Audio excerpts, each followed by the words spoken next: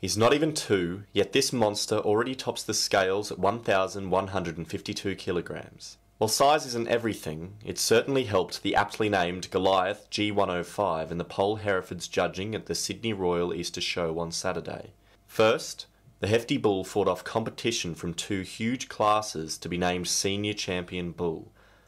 Then, he took out Grand Champion Bull. Finally, if that wasn't enough, he was named the supreme exhibit of the Poll Herefords breed.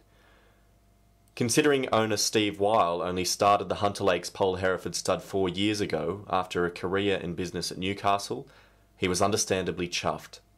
Oh, it was just something that I always wanted to do, and I went out and bought some females from some of the well-known studs around, and we bought ourselves a couple of good bulls, and this is the result.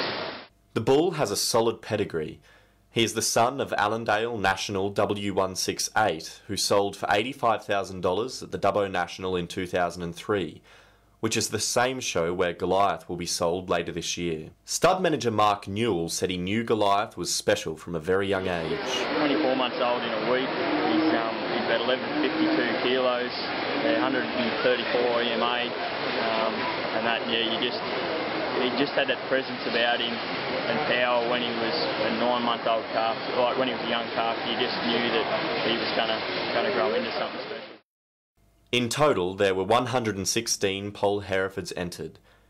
Bannister couple Ken and Liz Eichen dominated the female judging, taking out not only the junior champion with Cloverleigh Aster-Ray, but also the senior and grand champion female with Tycola Aster-Ray D18. The Eichens only started their stud, Cloverleigh, in 2004. Ken, who is also a director of Herefords Australia, said the stud actually began by accident.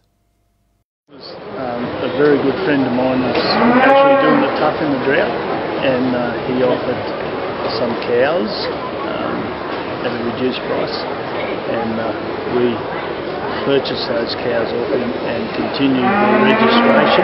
We just thought, oh well, we might as well, and it just grew from there. For Ken and Liz, family is the key to success. In addition to their grandsons, Hayden and Jake, they also had assistance on Saturday from a large contingent of family members, including their daughter, daughter-in-law, son and son-in-law. For Liz, the win was overwhelming. I don't care. You're going to make me cry.